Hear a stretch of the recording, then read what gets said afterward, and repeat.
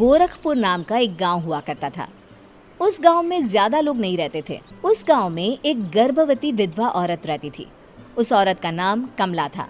कमला अपने घर में अकेली रहती थी। उसके पति की सारी जायदाद उसके नाम हो गई थी, पर सभी गांव वाले उस औरत को मनहूस औरत समझा करते थे और सभी उससे नफरत किया करते थे। एक बार कमला राशन की दुकान पर खाने का सामान खरीदने जाती है।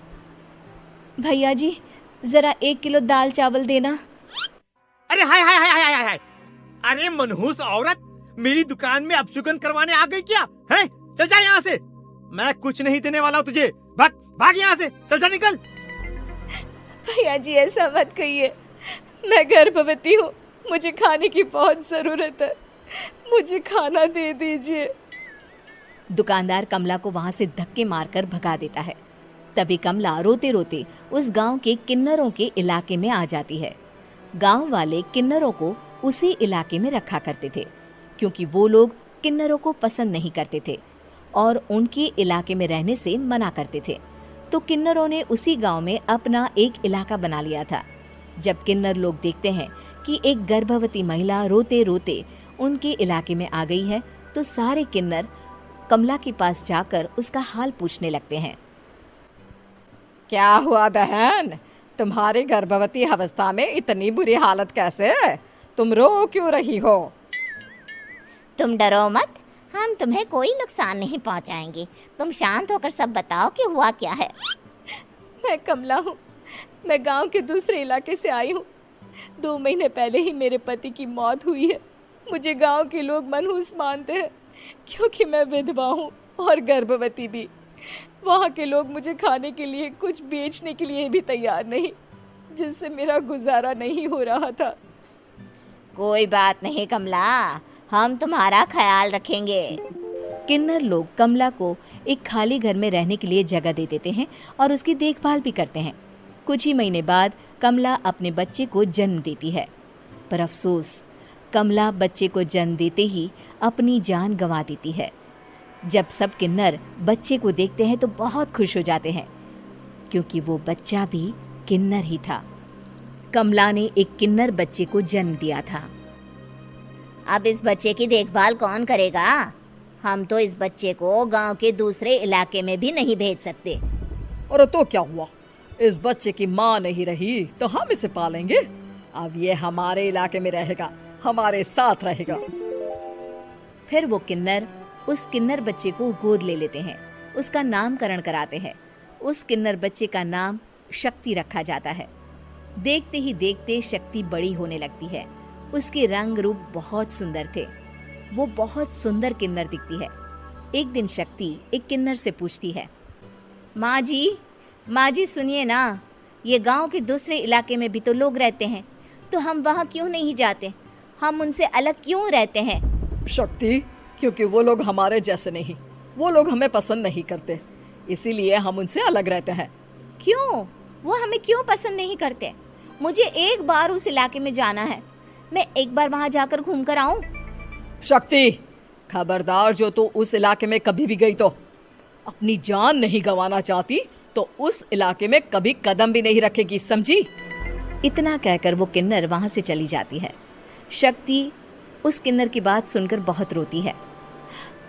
माँ जी, ऐसा कैसे कह सकती है?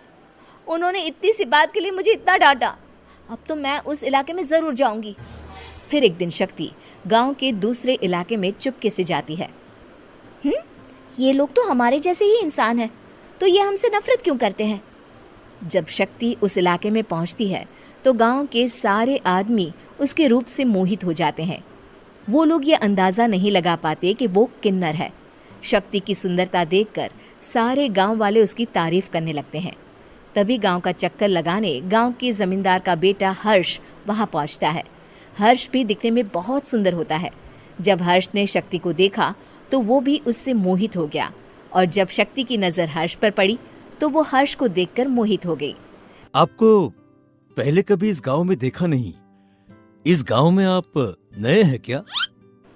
जी नहीं, वो मैं बस। तभी शक्ति बोलते बोलते रुक जाती है और मन में सोचने लगती है, अगर मैंने इनको बता दिया कि मैं दूसरे इलाके से आई हूँ तो वो समझ जाएंगे कि मैं किन्नर हूँ, इसलिए मुझे इनसे झूठ ही बोलना पड़ेगा। शक्ति हर्ष को कहती है, जी हाँ, मैं इस गांव में नई आई हूँ, यहाँ अकेली रहती हूँ। वैसे आप कौन है? आप भी इसी गांव में रहते हैं? जी हाँ, मैं इस गांव के जमींदार का बेटा हूँ। आपको किसी भी चीज की जरूरत पड़े तो आप मुझे बता देना, मुझे अच्छा लगेगा। ऐसे ही शक्ति और हर्ष एक दूसरे से रोज मिलने लगते। वो दोनों अपने प्यार का इजहार करने एक दूसरे से मिलने जाते हैं। तभी शक्ति का पीछा करते करते एक किन्नर वहां आ जाती है। शक्ति, शक्ति, मैं तुमसे बहुत प्यार करता हूँ। मैं तुमसे शादी करना चाहता हूँ। क्या तुम मुझसे शादी करोगी? हाँ हर्ष, मैं तुमसे शादी करूंगी, पर मैं तुमको अपने बारे में एक सच्चाई बताना चाहती हूँ जो मैंने तुमसे छुपा कर रखी है।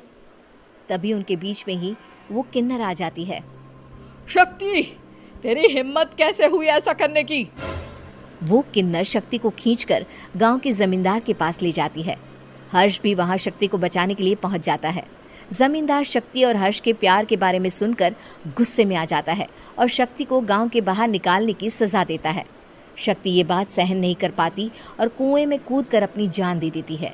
जमींदार हर्ष की शादी गांव की एक लड़की से करवा देता है, पर हर्ष इस शादी से खुश नहीं होता। शक्ति अपना बदला लेने के लिए मरने के बाद किन्नर चुड़ैल बन जाती है। अब मैं इन गांव वालों को नहीं छोड़ूंगी, अब इनसे मैं अपने प्यार का बदला लूंगी।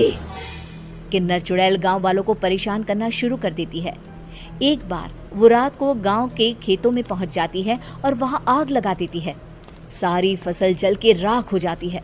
जब एक आदमी रात को उठकर देखता है कि खेत में आग लग गई है तो वो वहां पहुंच जाता है।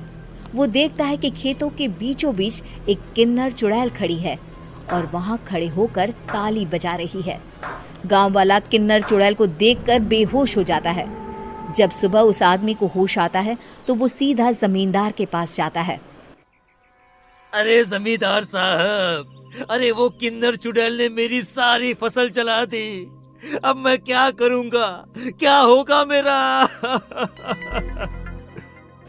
जमींदार चुड़ैल किन्नर का नाम सुनते ही सब कुछ समझ जाता है। अब वो बहुत डर जाता है। उसी रात को जब जमींदार डर के मारे अपने कमरे में सो नहीं पाता, तभी वहां अचानक से किन्नर चुड़ैल आ जाती है। किन्नर चुड़ैल जोर जोर से जमींदार के आगे खड़ी होकर हंसने लगती है और ताली बजाने लगती है। जमींदार उस डरावनी किन्नर चुड़ैल को देखकर बहुत डर जाता है। तूने मेरे साथ बहुत बुरा किया, अब मैं तुझे जान से मार दूंगी। नहीं नहीं नहीं नहीं नहीं, मुझे माफ कर दो, मुझे मत मारो। मैं कभी ऐसा दोबारा नहीं करूंगा। अब तुम जो बोलोगी वही मैं करूंगा। ठीक है, मैं चाहती हूँ कि किन्नर इलाका गांव के इलाके से जुड़े और गांव का कोई भी आदमी किन्नर समाज से द्वेष ना करे, उससे नफरत ना करे, नहीं तो मैं सारे गांव को मार दूंगी। और तुम गांव में एक नया कानून बनाओ कि अगर किसी ने भी किन्नर समाज को हानि पहुंचाने की कोशिश भी करी या इनसे भेदभाव करने की भी कोशिश करी तो उनको कड़ी से कड़ी सजा मिलेगी। हाँ हाँ हाँ हाँ, मैं ऐसा ही करूंगा। तुम जो बोलोगी वो मैं करूंगा, पर मुझे जाने दो प्लीज। तब वो किन्नर चुड़ैल वहां से चली जाती है। गांव का जमींदार किन्नर चुड़ैल का कहा मानते हुए दोनों इलाकों को एक कर देता है और नया कानून भी लागू कर देता है। तब से वहां किन्नर समाज और बाकी गांव वाले शांतिपूर्वक रहने लगते हैं।